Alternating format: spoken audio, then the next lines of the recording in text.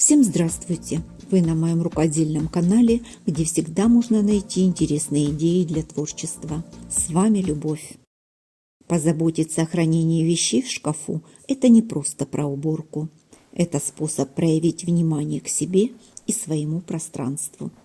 Сегодня сошью органайзеры для шкафа, которые помогут навести порядок в хранении мелких вещей. Они идеально держат форму и прослужат долго.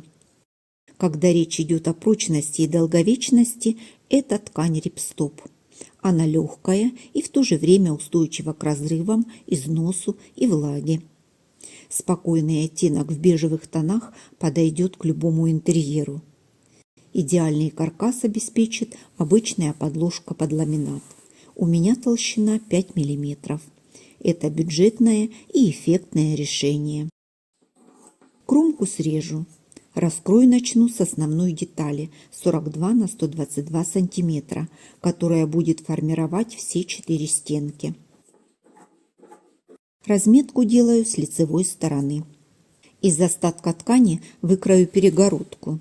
Я буду шить 2 органайзера. Скажу сразу, ткани нужно много, хоть на первый взгляд так и не скажешь. При ширине 150 сантиметров у меня пошло 1 метр 30 сантиметров ткани. Если у вас есть качественные ткани БУ, например, шторы, смело их используйте, получится бюджетный вариант. Все расчеты сделала для органайзера 20 сантиметров шириной, 40 длиной и 20 в высоту. Основная деталь 42 на 122 сантиметра, она одна. Для дна понадобится 2 детали 23 на 43 сантиметра. Перегородку сделаю из одной детали 22 на 38 сантиметров. Добавлю заготовку для ручки 14 на 15 сантиметров. Вырезаю из изолона детали без припусков на швы. У меня толщина 5 мм. Это остатки от пошива рюкзака. Для органайзера достаточно будет и 3 мм, но окончательный выбор, конечно, за вами. Боковая деталь 120 на 20 см, дно 20 на 40 см и перегородка 20 на 18 см. Сначала подготовлю мелкие детали. Начну с перегородки. Заготовку складываю пополам по длинной стороне. Соединяю края строчкой. Припуск 0,5 см. Остальной припуск пойдет на объем изолона. Выворачиваю на лицевую сторону. Выправляю шов и вставляю между слоями ткани заготовку из подложки. По краям должны остаться припуски на швы. Закреплю эту конструкцию зажимами. Булавки здесь не подойдут. Нанесла разметку на заготовку и простегаю по линиям обычной прямой строчкой. Длина стежка 4 мм. По краям закрепки. При желании можно сделать и декоративную строчку. Когда стежка закончена, обработаю срезы зигзагом. Длина стежка 4 мм, ширина 1 мм. Ткань у меня не сильно осыпается, и этого будет вполне достаточно. Выровняю строго по краю зигзага, размахрю срезы и сразу уберу все лишние нитки. Перегородки одинаково выглядят с обеих сторон. Дальше ручка. Складываю пополам по длинной стороне и каждую половину еще раз пополам. Соединю края строчкой. Уголки срежу, чтобы при выворачивании выглядели аккуратно. Выверну заготовку на лицевую сторону. Уголкам придам красивую форму. Складываю пополам и закреплю все слои отделочной строчкой. Длина стежка 4 мм. По центру ручки добавлю декоративный элемент. Он добавит изделию настроение. Ручки получаются плотные, хорошо держат форму. При использовании не будут сминаться. При желании можно на ручках сделать акцент, как вариант стропа плюс декоративная тесьма. С мелкими деталями разобралась и перехожу к сборке основных деталей. На боковой детали соединю срезы. Шов обязательно разутюжу на 2 стороны. Так в месте соединения не будет грубого рубца, который будет мешать установке подложки. Полученное кольцо из ткани складываю пополам. Швы совмещаю. Добавлю подложку. Чтобы создать каркас, размещу подложку внутри. Остаются припуски на швы, я их пока соединю булавками. Зафиксирую подложку внутри по размеченным линиям. Сначала закреплю центр и потом все остальное. Так сформируются углы органайзера.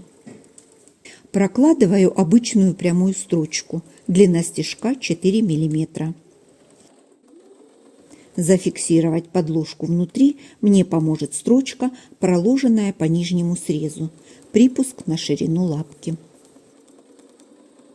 По верхнему краю добавлю отделочную строчку на расстоянии 2 см от верха. Нитки я взяла в тон ткани. Можно взять контрастные и сделать декоративную строчку, смотря что вы хотите получить в итоге. У меня строгий классический вариант. Ручку добавлю на узкую сторону органайзера. Пришила с небольшим изгибом, чтобы было удобно брать рукой. Каркас уже принял прямоугольную форму. Центральная перегородка не только разделит пространство на 2 зоны, но и станет надежной опорой для стенок. Пришивать ее буду от верхней отделочной строчки до нижней соединительной. Припуски остаются свободными. На внутренней стороне стенок размечу место для перегородки. Разделю пространство на 2 одинаковые части. Проведу линии.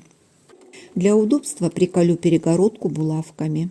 Пришиваю прямой строчкой, длина стежка 4 мм. Строчку прокладываю по краю зигзага. По краям закрепки.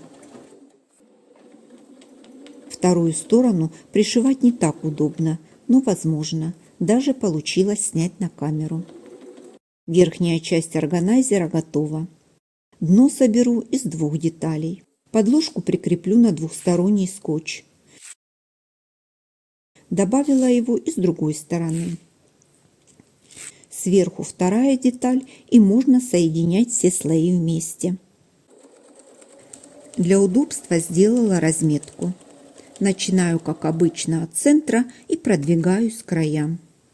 Изолон имеет объем, поэтому соединяю края и натягиваю, чтобы избежать смещения деталей. Простегала и сделала разметку по всему периметру, отступив от края 1 см. Осталось соединить дно с верхней частью. Совместила срезы верхней детали с намеченной линией. Зафиксировала контрольные точки и проложила наметку. Думаю, в этом случае это обязательно. Для соединения деталей использую узкую лапку для втачивания молний. Это очень удобно. Строчку прокладываю в шов соединения срезов на верхние детали. В уголках разворачиваюсь на игле и прокладываю строчку дальше.